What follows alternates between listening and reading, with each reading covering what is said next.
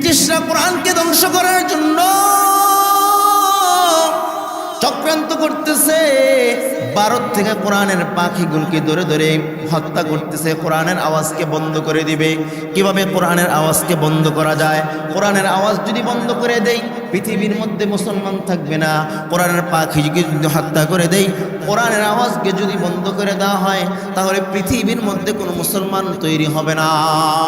কোরআনের আওয়াজকে কিভাবে বন্ধ করা যায় সেই চক্রান্ত তারা করতেছে। বন্ধুকে ডাক দেয়া বললেন, বন্ধু তুমি কি করো?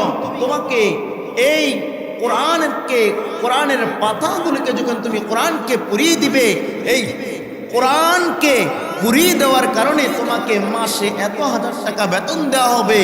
বন্ধু যখন কোরআনের আওয়াজকে বন্ধ করার জন্য কোরআনগুলোকে পড়তে যাচ্ছেন, এবার আরেক বন্ধু ডাক দিয়া বললেন, বন্ধু চলো, তুমি তো কোরআনগুলোকে পড়ে ফেলবা, আমার সাথে মাদ্রাসার মধ্যে চলো। মাদ্রাসায় যখন বন্ধুকে নেওয়া হলো, একটা 11 বছরের বালক বাচ্চা শিশুকে ডাক দিয়া বললেন,